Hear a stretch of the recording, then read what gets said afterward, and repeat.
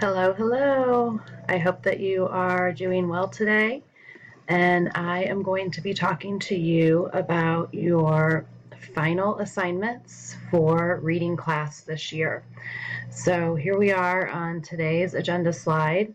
And this is going to run you through a really quick reading minute that is a quote.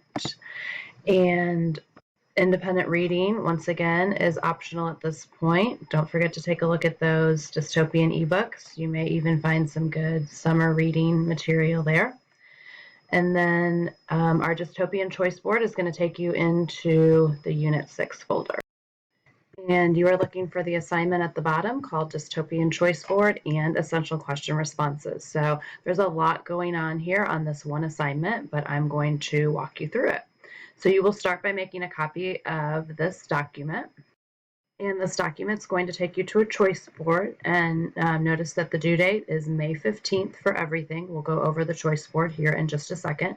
Because it's a choice board, it's going to have several components, and you'll be submitting all parts to this assignment, and then the grade will be kind of broken down from there. So the scoring that you want to focus on, probably your most attention is going to be on the essential questions, because that's going to be the assessment piece of the scoring. They will each be worth 3 points, and you're going to want to use a solid claim, cited evidence, and trying to highlight here, logical reasoning. And so you would be writing those essential question responses in paragraph form. The other activities on the choice board will be given that 20% grades, 3-point grades, homework grades, participation grades. Okay, so the focus for the assessment piece is going to be the essential questions. And of course, you guys reach out to me at any time over email. We can do a Zoom chat, whatever it takes, so that you are feeling good about completing this assignment. Let's take a look at the choice board. When you get onto the choice board, remember that this is your work for the remainder of the school year. So while it might look like there's a lot going on here, there is.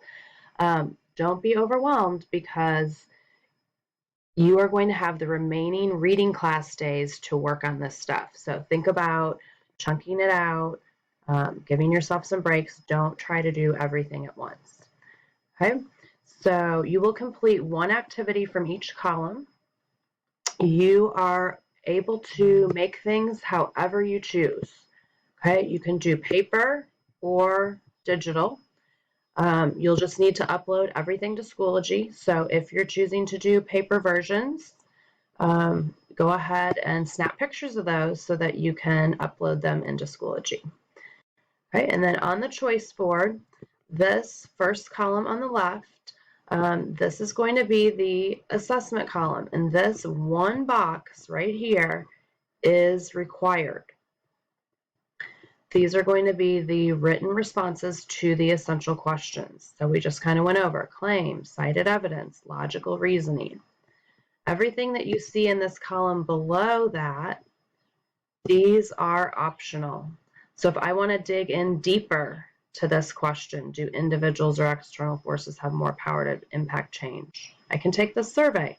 If I want to do how does language influence the world, I can do this euphemisms activity. If I want to do universal truths connecting to me, I can create this connections list. Okay, those are grayed out because those are optional. Look, it even says optional. Okay, not required, but you're totally welcome to do those. What is required and what is the assessment piece is this box right here underneath the word required. So when you copy this document, it is going to take you to an essential question guide where you will write your actual written responses. Okay, so this is where I would start as far as the choice board goes, because this is going to be the assessment piece, and it's going to walk you through brainstorming and ultimately, eventually finalizing your responses. So when you click that link, it's going to take you to this document called the Dystopian Essential Question Guide. The reason I've called it a guide is because there are a lot of questions on here that you do not actually need to write out responses to. Okay, I'm not going to go over this whole paragraph here, but read over that how to use these questions. Questions are to spark your thinking. Okay, it's not necessarily intended for you to sit down and write out responses to all of the questions. So, as I'm getting ready to write my response for how does language influence the world, if I'm stuck on creating that response, I'm going to start thinking about these questions. Well, what new words have I noticed in my book? And so thinking back to Old Glory, I'm thinking of like the Holo set, right?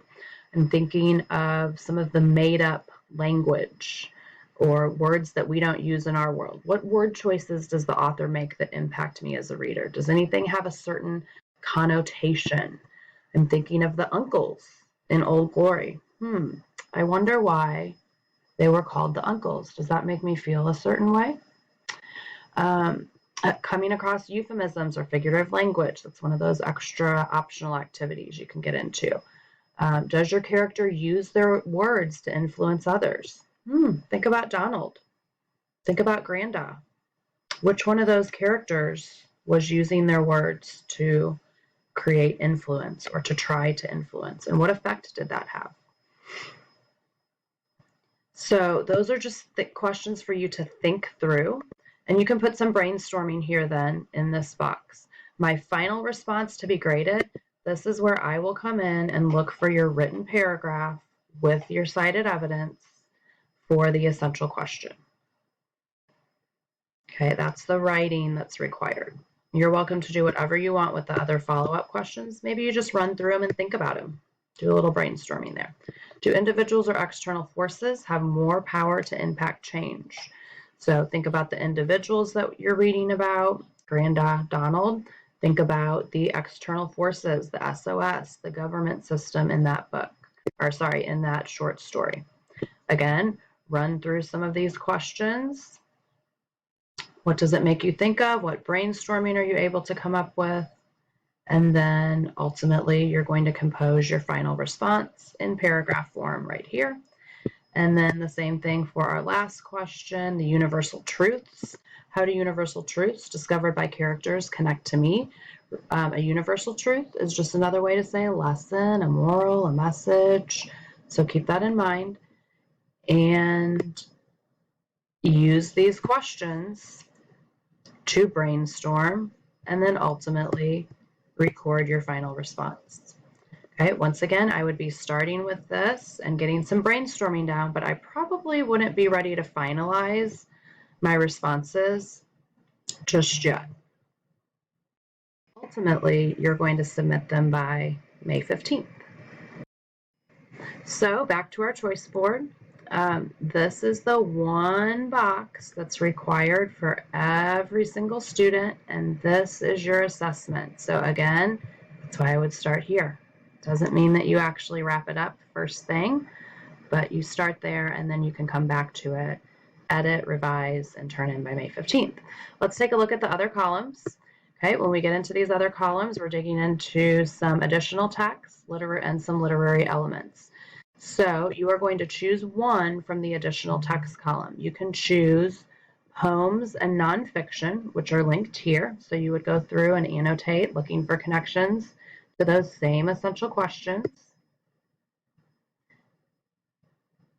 Or you can choose to read this additional short story, Harrison Bergeron. It looks like I need to go back and link that real quick. Again, read and annotate and connect back to the essential questions.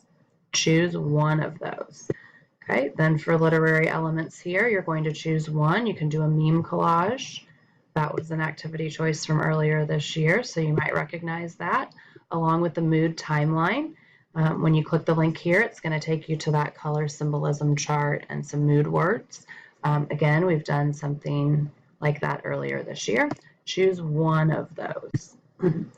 And for more literary elements, you're going to choose one of these. So you're either rewriting a scene in a different point of view or doing a theme analysis using some illustrations or images. So if we look at the choice board overall, there are 4 total columns, which means you're going to be submitting 4 total things, especially if you are going for that A in class, okay? If you submit less than that, I will happily grade everything that you submit, but just know that your chance of earning that A goes down with the less work that you submit. And once again, a final reminder that this is the assessment piece, and this is the required part for every single student. All right, guys, I hope that that is helpful in understanding the choice board, but you know that I am here for you if you have questions. Email, we can set up a Zoom, whatever works best for you. And I hope that you have fun working through these activities, reading these additional texts, making connections to the essential questions, and utilizing all of the skills that we've been working on all year. So I hope that you guys have a good day.